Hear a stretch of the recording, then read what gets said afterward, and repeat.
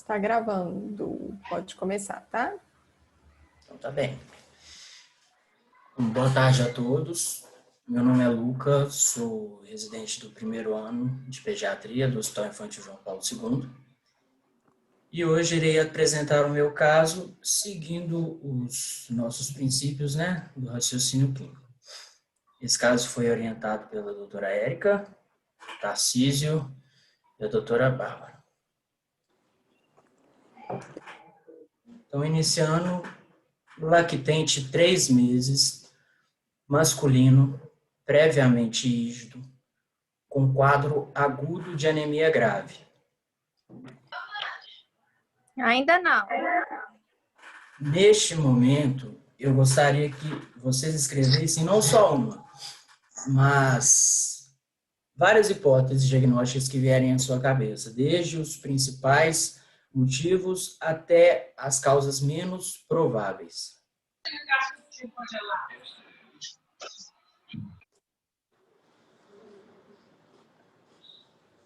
Passei para o link, não está ainda.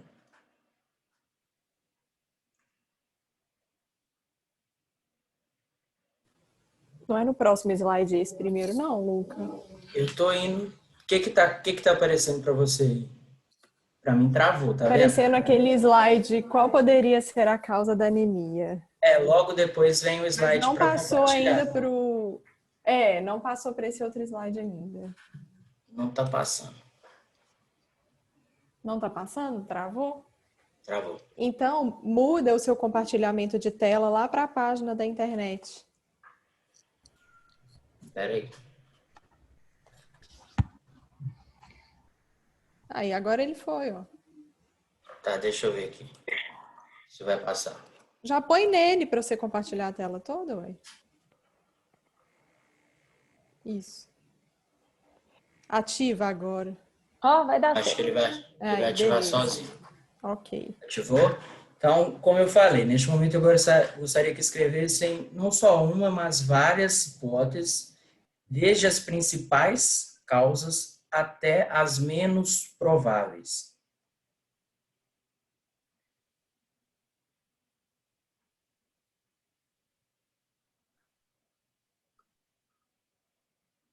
Mamãe tá da preta. Mamãe da preta.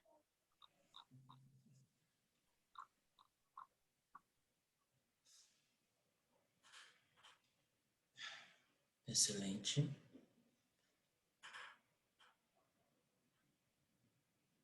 Tá bem.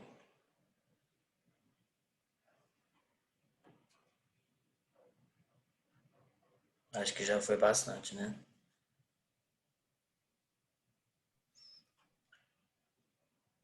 Excelente. Deixa eu ver se... Realmente, quando pensamos em anemia, inúmeras hipóteses diagnósticas nos vêm à cabeça e é sempre importante a gente ter um conhecimento amplo de todas as causas. Por isso, eu vou iniciar minha apresentação de hoje de uma forma um pouco diferente. Deixo de partir de um diagnóstico sindrômico para falar com vocês de uma anormalidade laboratorial. No caso, uma das situações mais comuns no dia a dia de um pediatra, que seria a anemia. Então, acho importante, quando a gente começa a falar das anemias, tentar definir essas causas de uma forma geral, certo? Então, vamos começar de uma forma geral, para irmos construindo juntos o nosso raciocínio clínico do caso em questão. Então, uma forma interessante de classificarmos as causas da anemia é a partir da sua morfologia e sua resposta reticulocitária. Então, primeiramente, as anemias microcíticas, no caso, sem resposta reticulocitária, podendo ter anemia ferropriva, o traço talassêmico, anemia de doença crônica, anemias sideroblásticas, com respostas reticulocitárias, síndromes talassêmicas e a piropoiquilocitose, que é um defeito de membrana, que acaba que as hemácias se rompem com mais facilidade. Normocíticas sem reticulocitose, anemia de doença crônica, malignidades, endocrinopatias de forma geral, insuficiência renal, sangramento agudo, hiperesplenismo, com resposta reticulocitária, anemia hemolítica autoimune de uma forma geral, hiperesplenismo, síndrome hemolítica urêmica, púrpura trombocitopênica trombótica, CIVD, né, coagulação intravascular disseminada, esferocitose, deficiência de G6PD e outras hemoglobinopatias, macrocíticas sem reticulocitose, deficiência de vitamina B12 e ácido fólico, anemia hepática congênita ou adquirida, drogas e hipotireoidismo, e anemia deseritropoética tipo 1 e tipo 3, sei que é uma condição que ocorre um amadurecimento de forma irregular das hemácias, e hemólise com reticulócito muito elevado. Sendo importante também ressaltar que algumas situações podem se manifestar de forma diferente, né? Sendo essas as formas mais clássicas. Muito bem. Então, começando o nosso caso, um paciente de sexo masculino, 3 meses, com a queixa principal de que ele havia parado de mamar. O paciente iniciou um quadro com diminuição da sucção do seio materno, sonolência, evoluiu após 24 horas, com palidez cutânea e mucosa importante, frustração acentuada, taquipneia e gemência. Relato materno de 2 episódios de vômito, sem febre, sintomas gripais ou contactantes doentes. Procurou atendimento médico em hospital da cidade de origem, onde foram realizados exames laboratoriais que revelaram uma hemoglobina de 3,4. Encaminhado ao Hospital Infantil João Paulo II e admitido no CTI com quadro de choque hipovolêmico. Em relação à história pregressa, pré-natal de alto risco por causa de doença hipertensiva específica da gravidez e hipotireoidismo. RNA a termo, 39 semanas, parto cesáreo, de forma eletiva, terceira cesárea da mãe, sem intercorrências. Alta conjunta com a mãe após 48 horas do nascimento. Acompanhante relata um quadro autolimitado de bronquiolite, segundo o relato dela, de aproximadamente 20 dias antes da admissão neste serviço. Fez uso nessa ocasião de claritromicina durante 10 dias e prednisolona por 5 dias. Lactente procedente de Taguara, mora com os pais e irmãos, casa com água e esgoto enganado, sem histórico de viagens recentes. História familiar importante, a gente destaca o hipotireoidismo da mãe, pai diabético tipo 2, irmã com 6 anos com alergia à proteína do leite de vaca. História vacinal, de acordo com o PNI atualizado, em aleitamento materno misto, com uso de forma semi-elementar, devido a essa história familiar positiva de alergia à proteína ao leite de vaca. Já partindo para o exame físico, o paciente chegou já direto no CTI, com um quadro geral muito comprometido, acianótico e hipocorado, bastante hipocorado.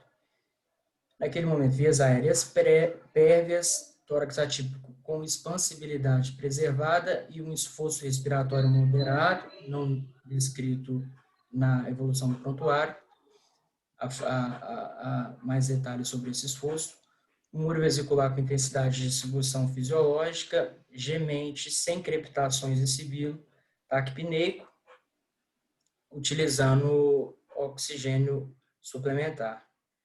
Pulsos regulares e palpáveis, com tempo de enchimento capilar um pouco diminuído, extremidades frias, sopro sistólico, com uma taquicardia presente e uma pressão arterial de 105/79, também elevada, de acordo com os percentis do paciente.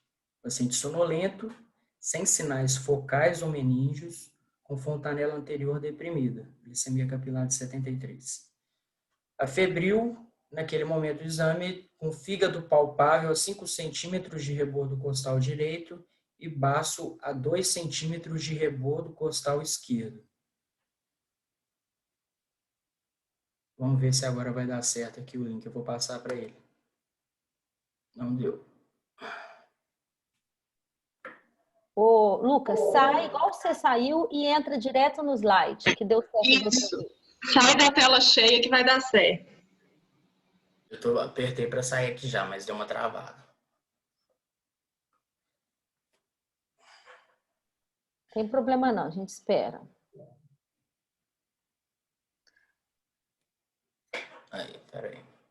Isto.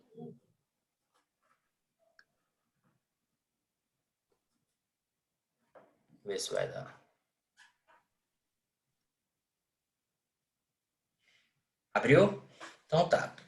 Pensando agora no quadro atual do paciente, o que vocês pediriam? Nesse momento, paciente admitido no CTI, com quadro de anemia aguda grave, em choque hipovolêmico provável. Teste PCR, teste pezinho, resultado geral.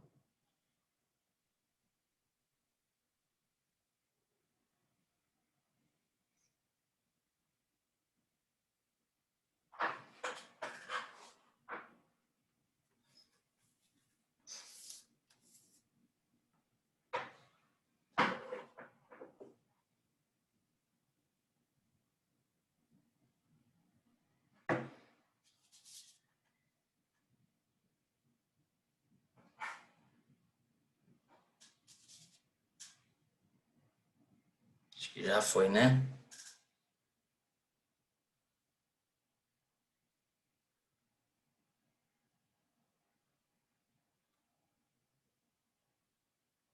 Pode passar?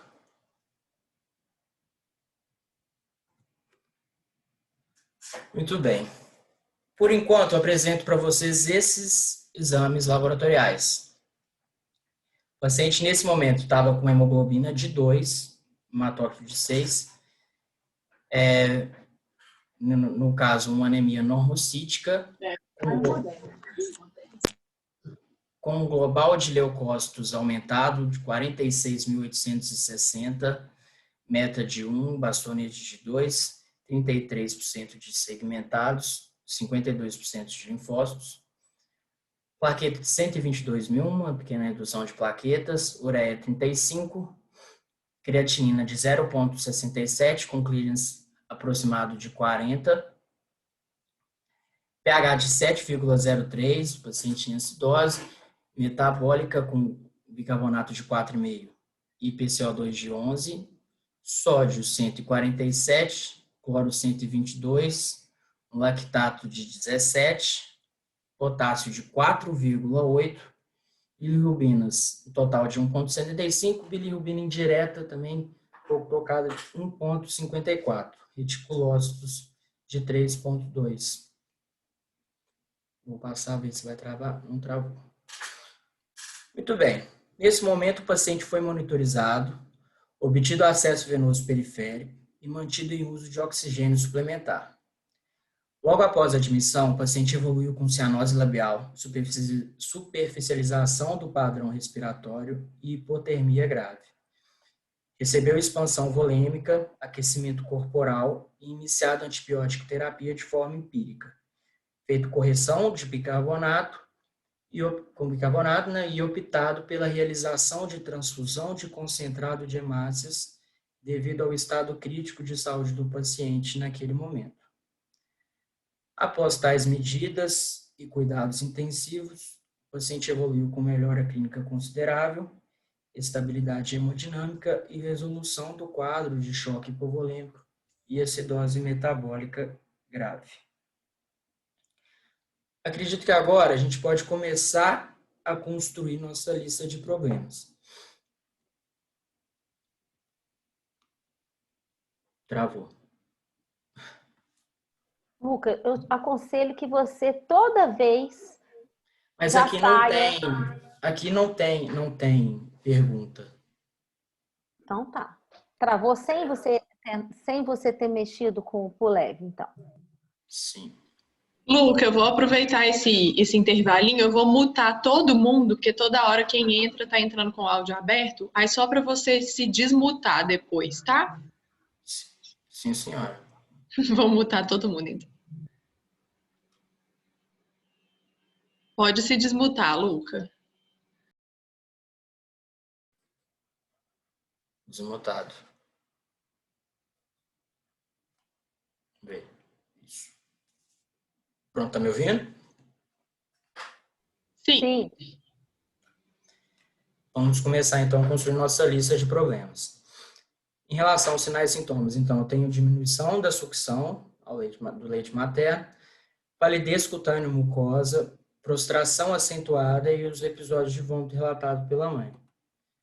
No exame físico, estado geral crítico, bem comprometido, hipocorado, choque hipovolêmico, com uma hepatosplenomegalia no exame físico também. De alteração de exames, a gente tem uma anemia normocítica com plaquetopenia e leucocitose, reticulocitose, história pregressa relevante, quadro viral prévio tratado com claritromicina e prednisolona, história familiar relevante, mãe com hipotireoidismo, irmã com alergia à proteína ao leite de vaca, história social nada digno de nota no momento. Ó, dessa vez foi sem travar. Então, eu queria construir com vocês a nossa síntese do caso.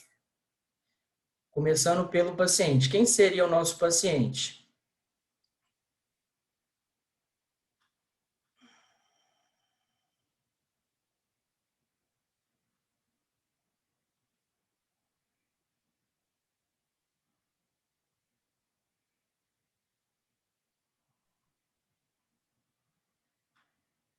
Luca, Oi.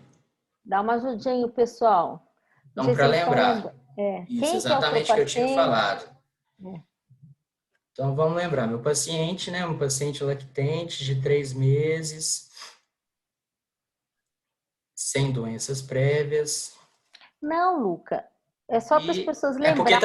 travou. Pera. Ah, tá. Lembrarem que Isso. eles estão acostumados ao residente já trazer esse slide pronto. É Quem é o porque tá paciente? travando. Na hora que eu comecei a falar, não abriu aqui. Não, mas é porque ninguém respondeu lá. Isso que para mim não apareceu as respostas. Eu não vi nenhuma resposta de quem que é o paciente. E aqui tá travando também. Então, será que o pessoal está lembrando? Quem é o paciente? Quem é a doença?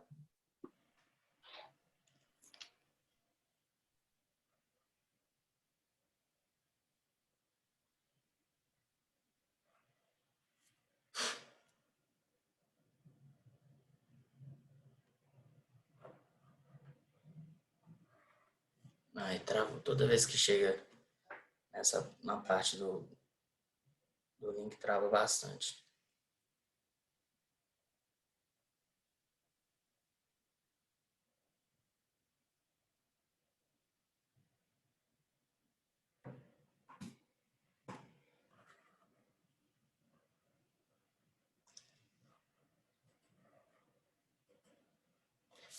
Passou? Sim. Então vamos ver. Isso. Então, quem é meu paciente? O paciente é um lactente jovem, de 3 meses, do sexo masculino, com história pregressa relevante. O paciente a termo previamente ígido, com uma infecção viral recente e com histórico de mãe com hipotireoidismo. Agora, pensando na doença. Qual seria a doença? Eu acho que é melhor passar também. Isso.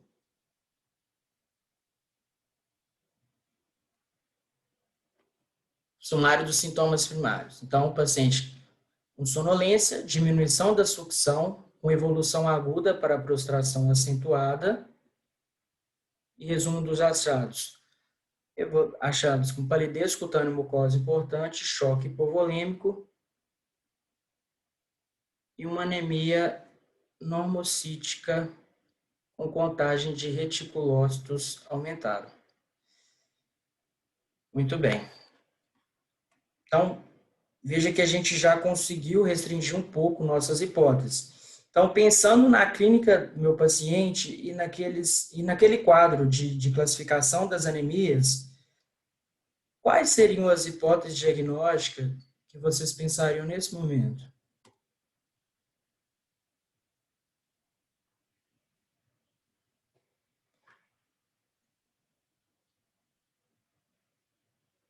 Ah, essa travação de tela tá me atrapalhando muito. Não, mas fica tranquilo que quem vai ter trabalho depois sou eu para editar, vai dar tudo certo. Você tentou sair da tela cheia? Sim, eu sempre aperto para sair, só que também Tá, dá um delay dá uma de tela, travada também, né? dá É uma bom que o travada pessoal vai também. pensando enquanto isso. Bárbara sempre vendo o lado positivo das coisas. Que É. bom. É a Thalita que falou? Sim, hoje eu consegui Que bom que você tá aqui, querida. vir prestigiar o Luca. Que Pois ótimo. é, e tá travando tanto aqui, Thalita.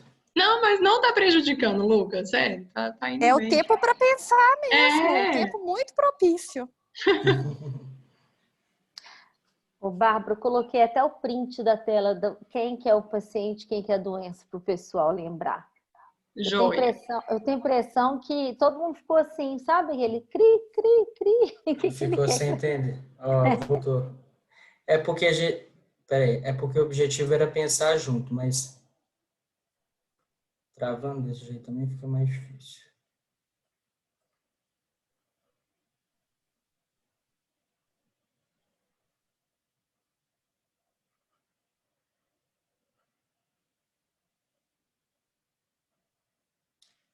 Eu vou tentar abrir aqui, mas tá bem. Aqui, gente, vocês podem pôr no chat também, viu? A gente tô aqui com o chat aberto e aí qualquer coisa a gente vai falando, já que tá com tanta travação. Tá travando. Inclusive sumiu aqui o negócio. Ô, Érica, acho uma ótima ideia. Quem sabe a gente não modifica para não Pois atrapalhar é. o Luca, né? Aí a Lucas, você gente não vai abriu lendo. a página da internet? Ela apareceu aí agora há pouco. Quem sabe você não abre nela? Olha, acho que eu gostei dessa ideia do chat aqui, porque inclusive olha só, o que tá até riscando aqui. O Tarcísio! Tarcísio! Tarcísio, você tá de brincadeira, Tarcísio? Tá riscando a sua tela. Nem sabia que isso podia, gente. Nem eu. Acho que ele fez sem querer também. As crianças sabem isso, viu? Nas aulas online isso sempre acontece. É? Ah, ô? Não, gente, como é que tira esse risco? Tem problema. Não. Atrapalha, Vamos, não. vamos tentar passar para. Vocês conseguem escrever no chat? É melhor? Pode ser? Nesse momento?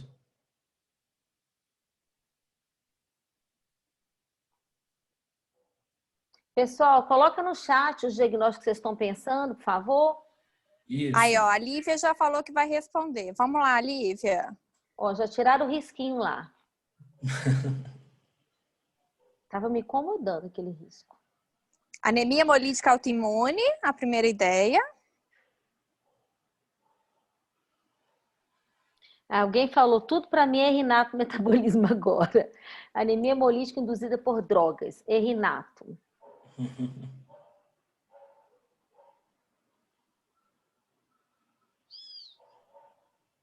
Frígida, anemias hemolíticas, incompatibilidade ABO, esferocitose, falciforme, deficiência de SSPD, Tudo anemia bem. hemolítica autoimune. Vocês têm que escolher 3, gente. Não pode ser o livro todo de hematologia, não. 3 hipóteses para depois priorizar uma. Isso, então vamos lá. Tudo bem. Então, veja que a gente consegue restringir bem nossas hipóteses diagnósticas a partir dessas características da anemia, entendeu? Então, a gente exclui aqui a anemia microcítica, a anemia macrocítica e pensa nas causas de anemias homocíticas com reticulocitose. E aí vem para a gente anemia hemolítica autoimune, hiperesplenismo, síndrome hemolítica urêmica, púrpura trombocitopênica trombótica, CIVD, esferocitose, deficiência de G6PD, hemoglobinopatias. Então, para escolher 3, para falar dos nossos scripts, a gente vai começar com anemia hemolítica autoimune. Tem uma prevalência em torno de 0,8 a 1,25 a cada 100 mil crianças. Um pico de incidência em crianças nos primeiros 5 anos de idade, batendo com o nosso paciente. Uma história familiar de distúrbio imunológico, talvez muito provável que o hipotireoidismo da mãe tenha relação com doença autoimune. Uso de drogas como penicilina, cefalosporina, também acetaminofeno, piperaciclina, são drogas que podem desencadear uma anemia hemolítica. Tem o seu padrão temporal, um início agudo, subagudo. Geralmente, ela se desenvolve de forma mais gradual, mas também pode acontecer de forma aguda. Aproximadamente 30% dos pacientes desenvolvem hemólise crônica, mas nesse caso a gente não pode ainda prever, né? E ela se manifesta com fraqueza, palidez presente também no nosso paciente, icterícia, colúria muito presente também, não foi no caso, e com marcadores de hemólise presente, que também a gente consegue observar, uma reticulocitose com a bilirrubina indireta aumentada. A síndrome hemolítica urêmica tem uma prevalência em torno de 2 a 3 em 100 mil crianças, geralmente acometendo crianças menores de 5 anos, embora o pico seja entre 2 e 4 anos de idade, atendendo o perfil do nosso paciente. Contato com pessoas com diarreia seria um fator de risco, que não tem esse relato da mãe. Ingestão de carne contaminada, também não temos isso como parte da história. Se apresenta, na maioria das vezes, até em torno de 90%, com pródromo de dor abdominal, vômito e diarreia, com evolução em torno de 5 dias, até a apresentação da anemia. Um quadro agudo, que foi realmente o que o nosso paciente apresentou. Progressivo, não podemos falar nisso também. E tem característica, né, de uma anemia hemolítica, no caso, uma anemia hemolítica microangiopática e trombocitopenia. Anemia hemolítica presente, uma injúria renal que no primeiro exame mostrou um clearance diminuído, e sintomas neurológicos também podem estar presentes, como convulsões, como acidente vascular cerebral. Não estava presente neste caso. Leucemia aguda. Leucemia aguda também resolvi colocar entre os scripts, até por representar uma causa de anemia hemolítica, ser uma causa secundária de anemia hemolítica. Tem uma prevalência de 3,4 em 100 mil crianças, sendo inclusive a leucemia linfóide aguda representando 1/4 de todos os cânceres infantis. Tem um pico de incidência entre 2 e 5 anos de idade, não fazendo muito bem o perfil do nosso paciente, mais comum em meninos. Relação com síndromes genéticas, sem relação também. Tem um padrão temporal de evolução aguda, persistente e com piora progressiva. Em relação aos sinais e sintomas, pode haver uma hepatosplenomegalia, que estava presente no exame físico do nosso paciente, linfadenopatia não encontrada, hematomas, febre também não foi relatado, não consta como característica do caso, e alteração de outras linhagens celulares que estava presente, a gente lembra, o nosso paciente no exame inicial tinha uma leucocitose associada a uma trombocitopenia. Muito bem. Em relação às manifestações clínicas, a gente pode construir esse quadro para falar o que fala a favor da minha hipótese, o que fala contra e o que poderia estar presente. Pensando na anemia hemolítica autoimune, nós temos a palidez importante, prostração, um sopro sistólico que fala a favor do quadro. A icterícia e a febre que estão ausentes, elas são bem características. Na leucemia aguda, a hepatomegalia é um sinal no exame físico característico. Contrário à hipótese, esse início muito agudo de anemia grave, embora possa acontecer, não é muito comum. A linfadenopatia e a febre, que não foi relatada no exame físico também, não deveria, mas é um achado muito frequente E na síndrome hemolítica urêmica, favorável à hipótese, temos a hepatomegalia, a hipertensão arterial, que pode ocorrer, e contrária à hipótese, a apresentação inicial de anemia já como característica. Como eu falei, embora existam situações que esse pródromo não existe, mas a apresentação clássica geralmente tem esse pródromo, né? Então, a ausência dos pródromos gastrointestinais, assim como oligoanúria e febre, são contra, né, a minha hipótese, né? Estão ausentes, mas poderiam, no caso, estar presentes. Aqui eu vou sair da tela, ver se vai. Mas quem quiser já pode colocar no chat, gente. Isso. Vamos ver se...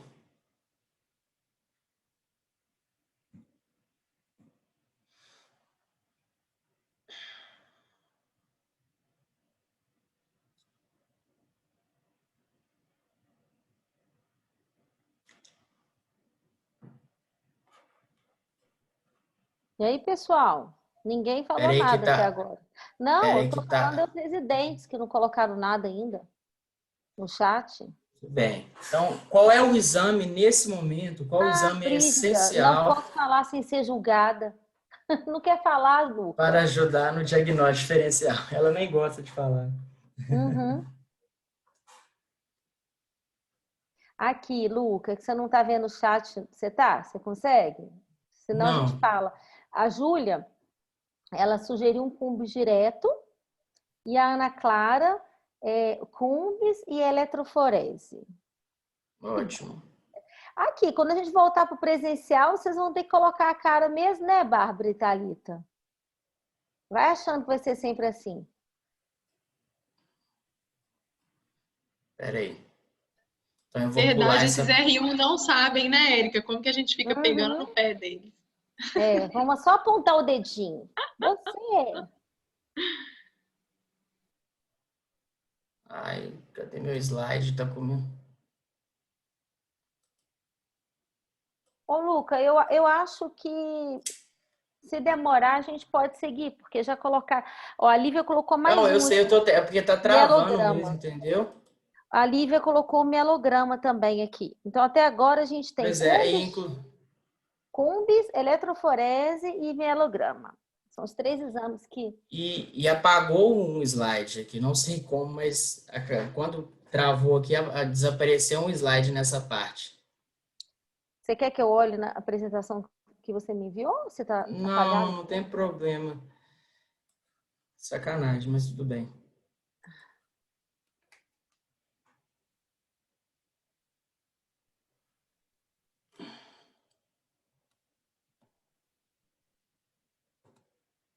Muito bem. Sumiu um slide aqui, mas eu gostei do cumbis, justamente o cumbis direto. E quando a gente vai analisar os nossos exames complementares das nossas principais hipóteses diagnósticas, a gente consegue observar que o cumbis direto ele é fundamental para o diagnóstico de anemia hemolítica autoimune, sendo um resultado positivo, um exame, um achado esperado no exame, e a gente vê que o cumbis direto positivo fala contra uma síndrome hemolítica urêmica, assim como as outras causas de anemia hemolítica, né? Como eu havia citado, o hiperesplenismo, síndrome hemolítica urêmica, a púrpura, a eletroforese, deficiência de CSPD, todas cursam com cumbis direto negativo. Então, quando a gente pensa nos exames, a gente vê que a anemia hemolítica, a gente precisa de um cumbis direto com resultado positivo, né? A anemia, no hemograma, uma anemia com elevação de reticulócitos, marcadores de hemólise positivo, assim como a bilirrubina indireta, reticulócitos aumentados. Exames contrários à hipótese nesse momento, né? Um comprometimento expressivo de outras linhagens celulares, embora possa acontecer não de uma forma tão evidente. Na leucemia aguda, o exame necessário seria um mielograma, onde demonstraria para a gente um infiltrado de blastos e medula óssea. Exames favoráveis à hipótese que a gente encontrou uma leucocitose com uma trombocitopenia, esses achados são são favoráveis a essa hipótese, e a ausência de blastos no sangue periférico fala contra. Na síndrome hemolítica urêmica, né, o que a gente espera num hemograma com esfregaço e avaliação de função renal seria uma anemia hemolítica microangiopática, com trombocitopenia, uma lesão renal aguda, né? Então, o exame de favorável hipótese, a gente tem a anemia hemolítica, né, com a creatinina elevada e uma trombocitopenia, sendo o Cumbis direto positivo, um exame contrário à nossa hipótese diagnóstica. Então, quando a gente pensa em anemia hemolítica autoimune, é importante também a gente tentar classificar elas e descrever a sua forma de acordo com o anticorpo envolvido nesse processo de autoimunização, entendeu?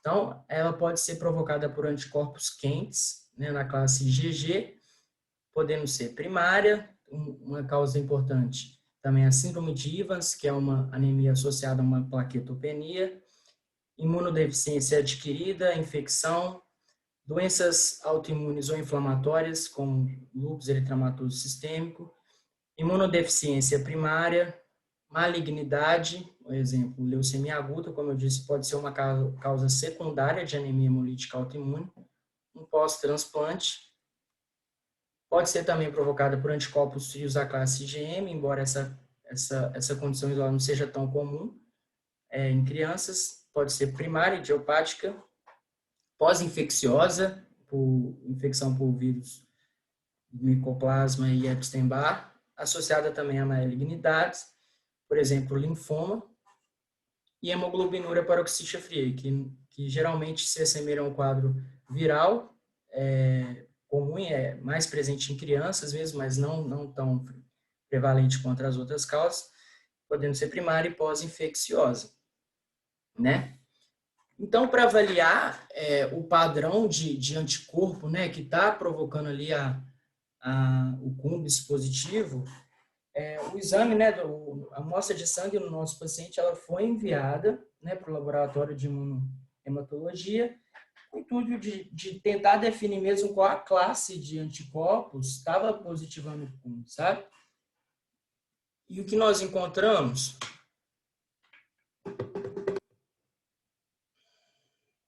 Travou. Isso. Esse aqui é o resultado do exame de Cumbis monoespecífico do nosso paciente, mostrando para a gente uma classe de anticorpos IgG fixados na membrana das hemácias, né? Passa. Né? Com o complemento C3D, que indica que no momento não há hemólise em vigência.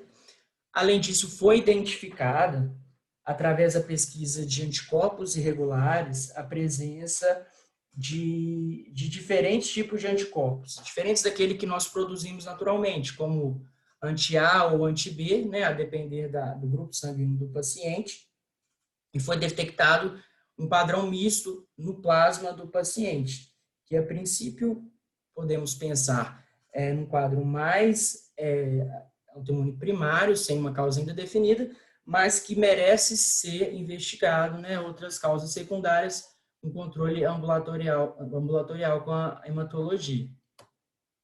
Então, só para a gente tentar lembrar um pouquinho do caso, né, o paciente que foi admitido no CTI, um quadro de anemia aguda, grave, um choque hipovolêmico e acidose metabólica, né, após estabilidade clínica, ele iniciou uma pulsoterapia com corticoide, embora não seja a primeira escolha, mas ela pode ser optada nos casos de anemia muito grave, como foi o caso do nosso paciente, realizada por 3 dias e seguimento com prednisolona.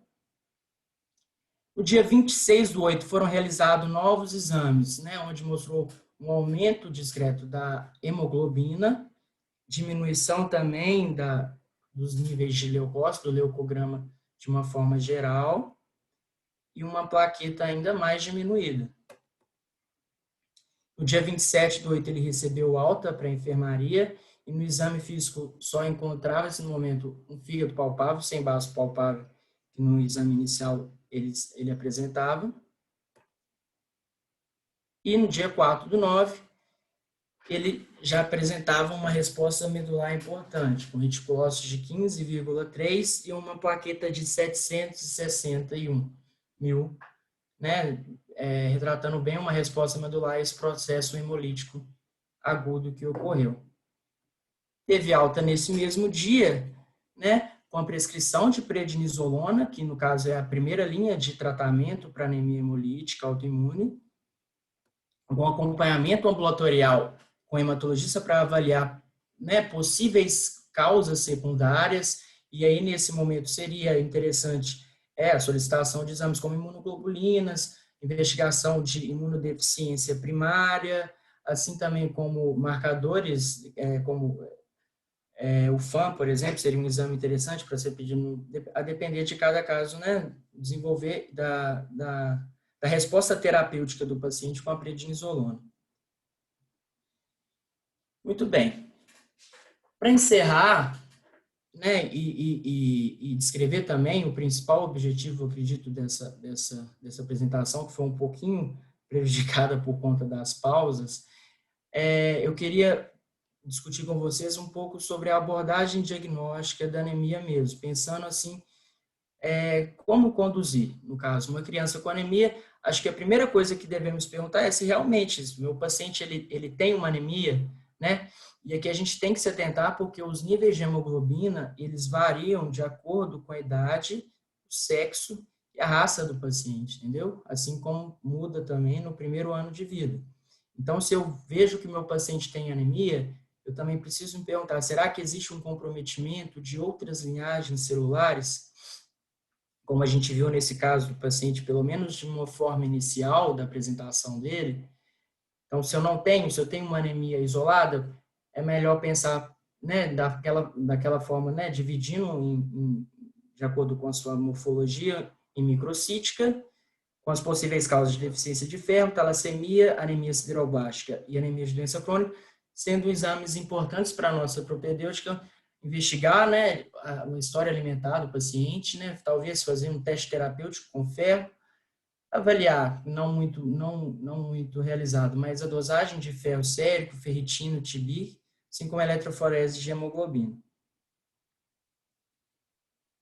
Nas normocíticas, seria importante no momento nos perguntar se existe uma resposta reticulocitária, no caso sem reticulócitos, pensando em drogas, infecção, anemia de doença crônica e doença renal, sendo exames importantes para a gente poder investigar um esfregaço de sangue, e aí não vou entrar muito em detalhes também sobre a morfologia, as características, né, do esfregaço de cada condição, mas é importante a gente saber que é um exame que pode nos auxiliar no diagnóstico, avaliar a história medicamentosa, se for necessário a coleta de culturas e, de uma forma mais invasiva, mas se necessário, um aspirado, biópsia de medula óssea.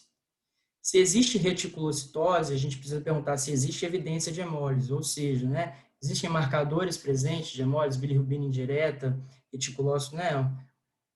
Se não tem, a gente pode pensar numa hemorragia aguda, se sim, pensar naquelas causas de anemia hemolítica, ferocitose, deficiência de G6PD, as próprias hemoglobinopatias, as anemias hemolíticas autoimunes.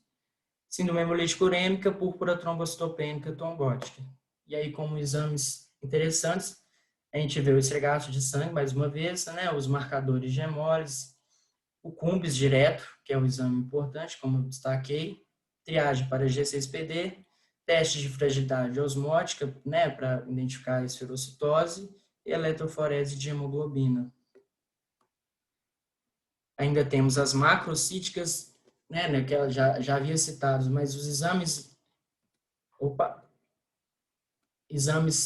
importantes, né, na investigação seria o esfregaço de sangue também, história medicamentosa, assim como história alimentar, avaliar a coleta de exame, né, para ver nível sérico de ferro, de B12 e ácido fólico, função tireoidiana e eletroforese de hemoglobina.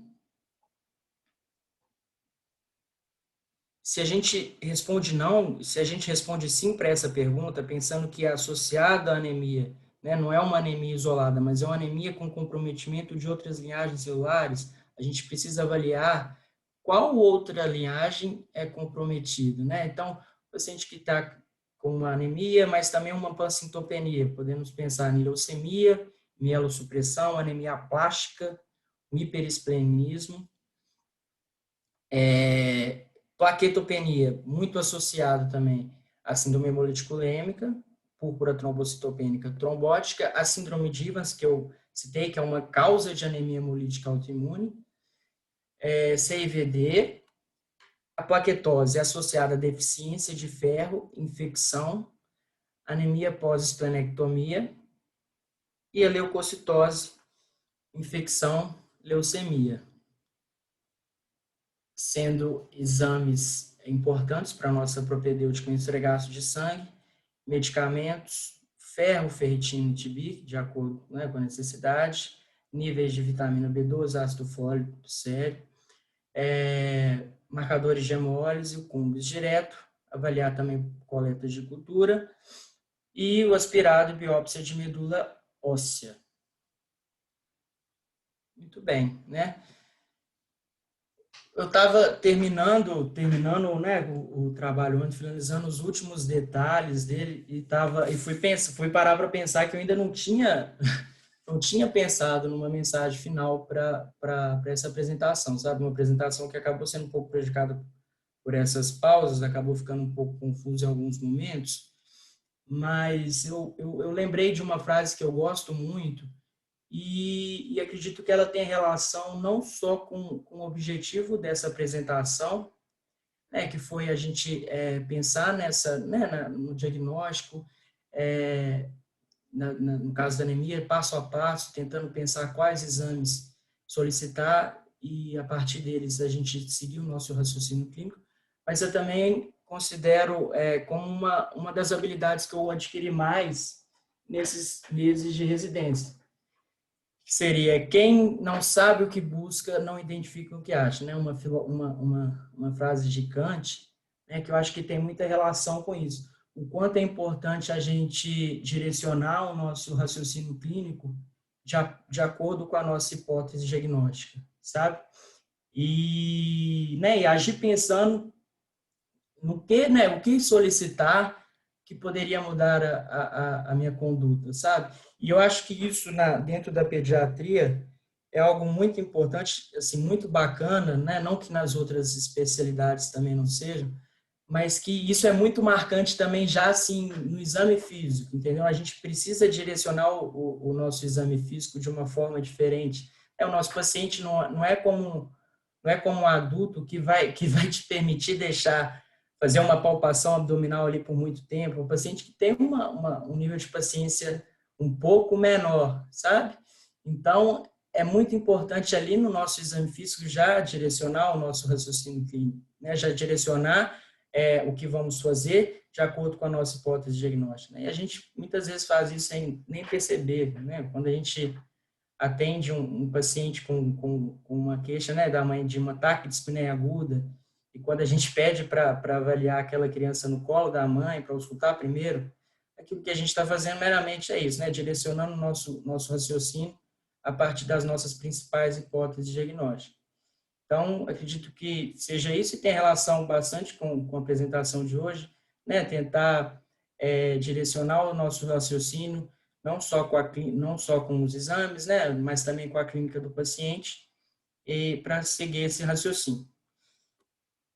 E é isso, eu agradeço bastante a meus preceptores, né? E aproveitar a oportunidade, né, para agradecer os preceptores desde do período do estágio da urgência, que acho que isso foi algo que eu aprendi bastante com eles também. A Thalita sempre falava muito isso, a Clarice dentro da SEMI, né, que foi quem tive um contato um pouco maior, assim como o Gabriel, Mari, né, todo mundo. Agradeço a Bárbara por ter me ajudado bastante com os slides. Sem ela, eu não ia ter conseguido mexer em nada disso aqui, né? Eu cheguei para ela essa semana falando: Bárbara, eu não sei mexer nisso. Isso para mim é tudo muito novo. Deixa eu sair daqui para abrir minha câmera aqui, fica ruim falar sem. Isso. Tá me vendo agora? Sim. Eu falei com ela que que eu não sabia mexer em nada, e ela me ajudou bastante nesses dias, sabe? Agradecer também ao Tarcísio, que me ajudou bastante nesses dias, principalmente na parte mais específica da hemato, né? Contribuiu bastante para a minha apresentação. E a doutora Érica, que foi quem conduziu o caso, né? Enquanto o meu paciente estava na enfermaria, eu já peguei ele já nos últimos dias, então não acompanhei o caso inteiro, por ter me ajudado na formulação do caso, né? E agradecer também por essas semanas na enfermaria. Né, eu só conheci até então como professora aqui pelas aulas, tive a oportunidade também de conhecer como médica né? E assim, eu acho que a gente às vezes escuta de vocês, preceptores, Érica, muitas vezes assim, aqui a gente, né, bacana pelo seu interesse, eu acho tão bacana ver o seu interesse, não só em querer passar conhecimento, mas também o interesse e preocupação que você tem com seus pacientes. Isso é algo que serve de espelho, com certeza, para a gente, lá na frente, ser pediatras bacanas como você, tá bem? Obrigado, eu peço desculpa, né? Obrigado a todos. Peço desculpa pelas interferências que acabou prejudicando um pouco minha apresentação. Não foi da forma que eu esperava, assim, né? Aquela interação um pouco maior, ficou um pouco confuso em alguns momentos, mas eu espero que vocês tenham pegado pelo menos um pouquinho da essência e do objetivo principal dessa apresentação. Obrigado. Aproveitar aqui que eu já abri meu áudio. Parabéns, Luca. Ficou maravilhosa, sua apresentação maravilhosa.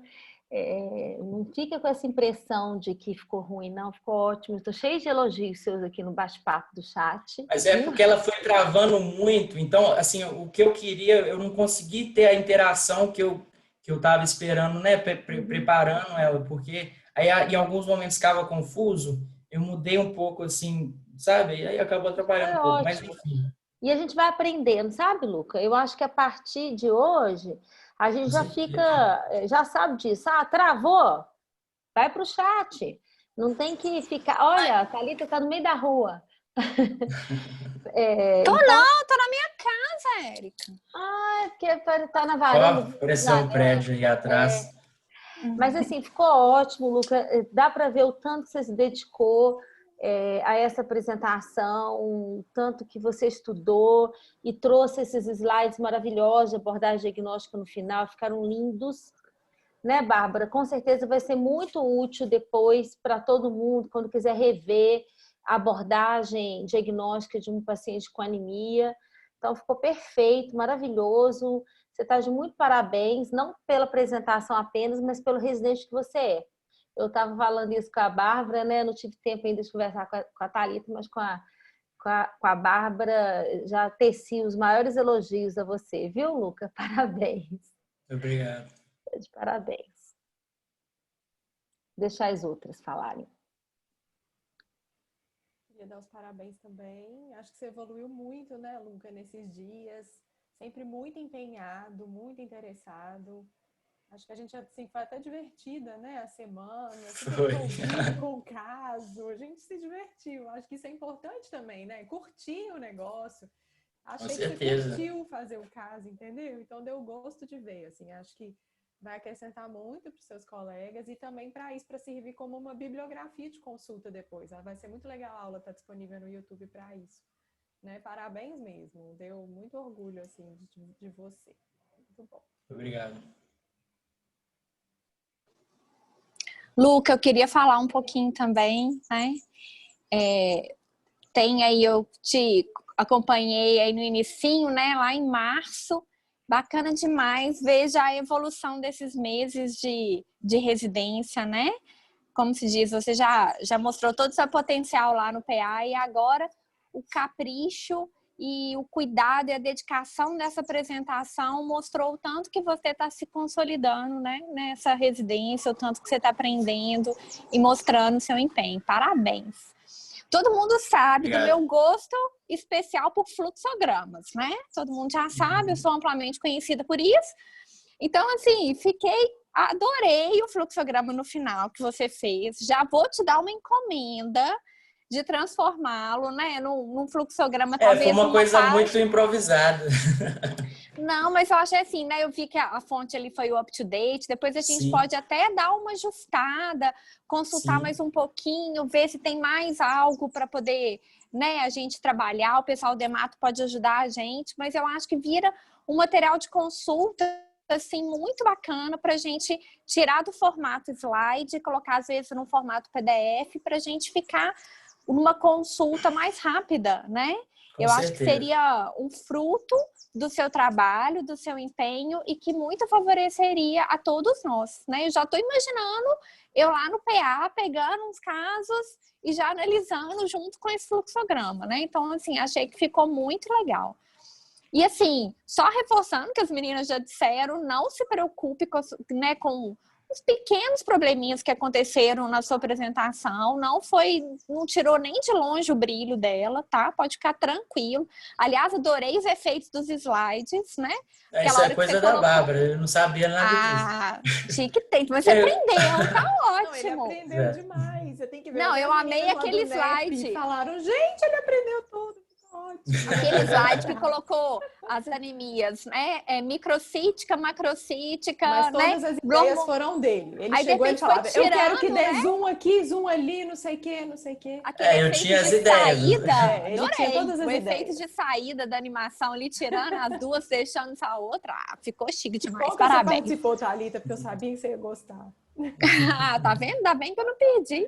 E o E fluxograma aí, do assim, final, o Luca construiu a aula dele com o objetivo de chegar nesse fluxograma final, que foi muito legal também. Tanto que ele mudou um pouquinho até o formato dos slides, como é que a gente fazia, né, o traçado assim, do raciocínio clínico. Então, acho que foi muito mérito dele também. Acho que a gente tem mesmo que aproveitar isso, né? Como material para o né? serviço, assim. E assim, cada vez mais eu tô apaixonada com a apresentação nesse formato de caso clínico que a gente agora está fazendo, como ajuda no raciocínio, né?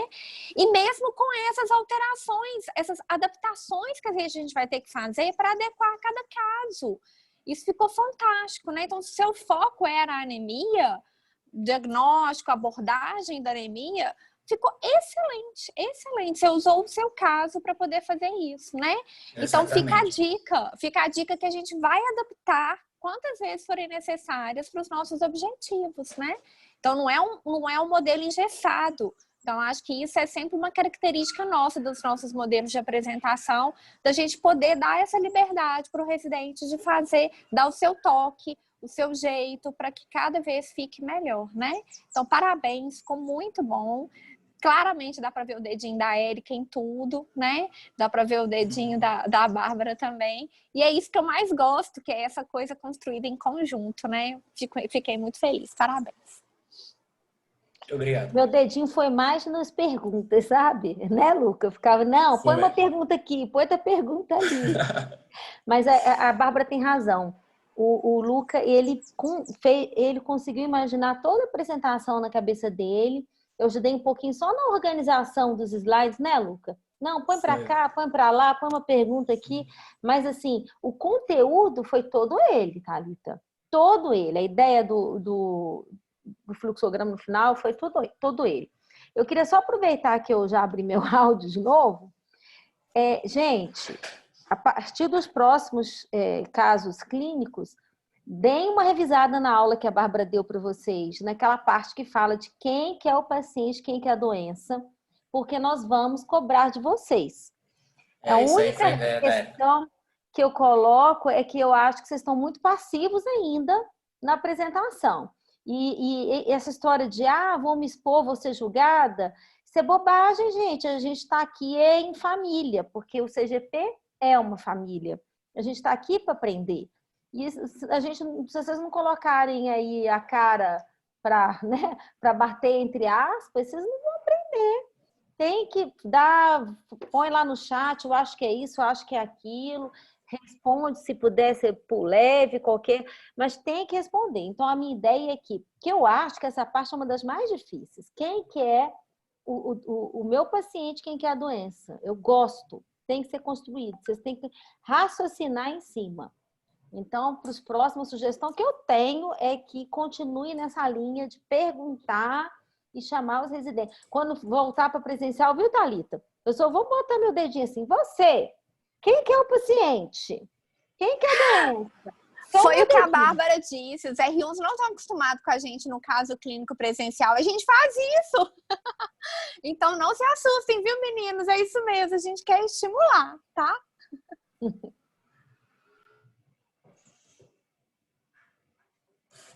Então é isso. Então tá ótimo. Pena que o Tarcísio e a Fernanda estavam aqui e a gente ficou falando tanto que eles já saíram. Uma pena. Mas a Fernanda fez um comentário no chat muito bacana, que ela falou, né? Ninguém nunca mais vai esquecer de pedir reticulócitos. Adorei isso. E é exatamente o que está no seu fluxograma. Por isso que eu vou ficar no seu pé, Luca, para a gente transformar isso num fluxograma, tá? Porque isso aí eu acho que realmente virou um tesouro, tá? E a gente eu, na verdade, quando eu comecei a construir meu caso clínico, já no início eu pensei nesse fluxograma, porque quando eu estava estudando, eu vi ele no material do UpToDate, eu achei muito didático, sabe? E casava muito bem com a ideia inicial do caso, né? Ô, Bárbara, nós vamos inaugurar aquele programa bacanérrimo de fluxograma que você achou. Ela achou muito legal. A gente já pode inaugurar com o Luca para poder colocar esse. Vai ficar muito bom. Primeiro tem que ter uma aula para primeiro como que mexe, né? Você já sabe, eu já te falei. Não, pode deixar. O dia que você for dar essa aula para ele, você me chama, viu, Bárbara? Que eu quero participar. Eu também quero aprender. Então tá, né? Gente, acho que a gente obrigada. pode encerrar, né? Obrigada, bom final de semana. Para vocês também. Tchau. Tchau, tchau. Um abraço para todos, pessoal. Parabéns mais uma vez, Luca. Obrigado. Tchau.